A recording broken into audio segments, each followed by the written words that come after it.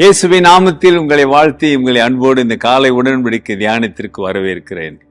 And you are most welcome to the Covenant of the Day. And today is 9th July 2026 Thursday, வியாழக்கிழமை.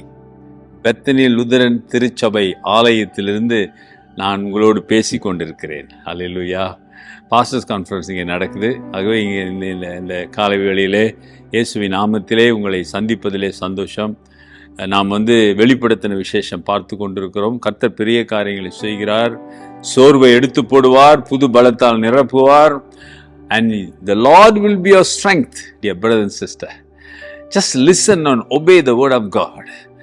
Then you can see wonder things happening in your life. உங்கள் வாழ்க்கையிலே பெரிய காரியங்களை கர்த்தர் நிச்சயமாக செய்வார் என்பதிலே சந்தேகமே இல்லை. ஹல்லேலூயா. சரி, இன்றைக்கான வசனத்தை பார்ப்போம். அது ரெவலேஷன் சாப்டர் 1 verse 5, 5வது வசனம்.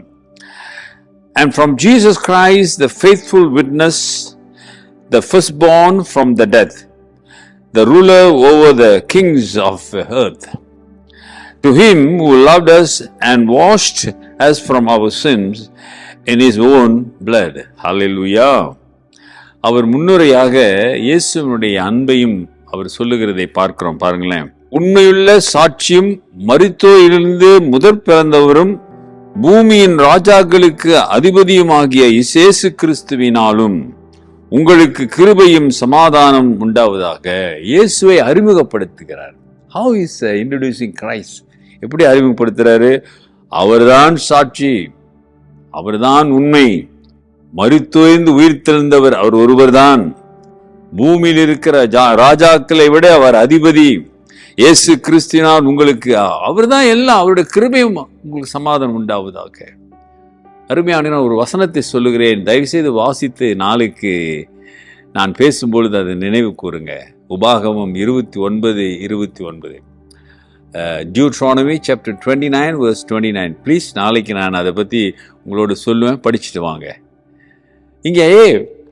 இங்கே யோவான் தரிசனம் காணுகிறார். அந்த தரிசனத்தில் அவர் சொல்லுகிறார், உயிர்த்தெழுந்தவர் ராஜாதி ராஜா அவர் உங்கள் வாழ்க்கையில வருவாரானால் சமாதானம் உண்டு. ஹல்லேலூயா. இன்றைக்கு நீ இயேசு கிறிஸ்துவை எப்படி பார்க்கிறாய்? அருமையான சகோதரனே, சகோதரி, how you are seeing Christ in your life and what role Christ is taken in your life? உன்னுடைய வாழ்க்கையில இயேசு என்ன இடத்தை பிடித்திருக்கிறார்? இவர் அறிமுகப்படுத்துகிறார். அவர்தான் முதற் பேரான குமாரன், அவர்தான் உயிர்த்தெழுந்தவர்கள் முதலானவர், அவர் ராஜாக்களுக்கு பிரபு. ஹல்லேலூயா. இயேசு கிறிஸ்துவை யோவான் சீஷன் எப்படி பார்த்திருக்கிறார் பார்த்தீங்களா? காரணம், ஒருவேளை அவர் கூட இருந்திருந்து இயேசு செய்த அற்புதங்களையும் அடையாளங்களையும் பார்த்து அவர் உயிர்த்தெழுந்ததை பார்த்து அனுபவித்தவர். ஆனால் இன்றைக்கு நாம் அவரை உணர முடியும், அறிய முடியும். அவர் நம் பாவங்களை மன்னித்து ரட்சித்தார் என்பதை உணர்ந்து அறிந்து நாம் அவருடைய பிள்ளைகளாக மாறி இருக்கிறோம். அப்படிப்பட்ட நீங்களும் நானும் என்ன செய்ய வேண்டும்? ஆண்டவருடைய அன்பை உணர்ந்து உயர்ந்த எண்ணங்களை வைத்து நாம் அவருக்கு மகிமையாக சாட்சியாக வாழ வேண்டும். அல்லேலூயா.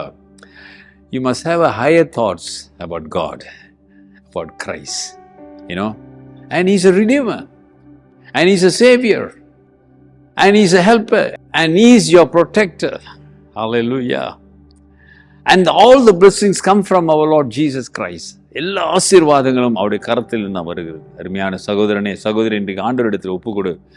கர்த்தர் உன் வாழ்க்கையில பெரிய காரியங்களை செய்வார். கோணலான உன் வழிகளை நேராக்குவார்.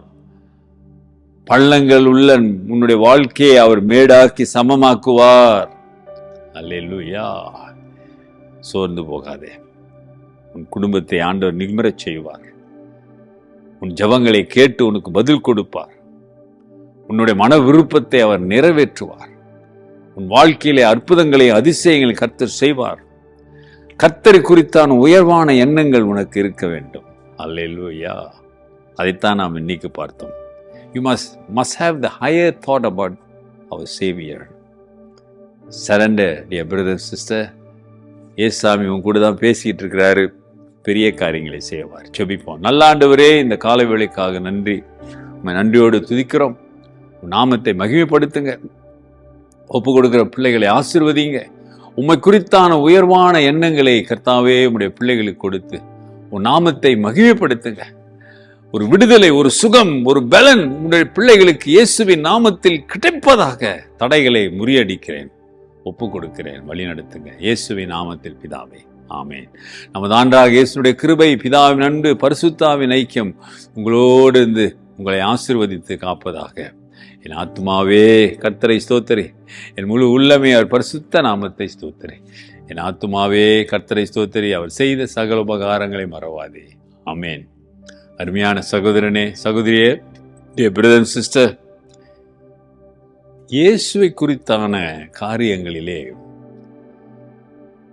மேலான எண்ணங்கள் உனக்கு இருக்கிறதா? யோசிச்சு பாரு. Take care and God plus.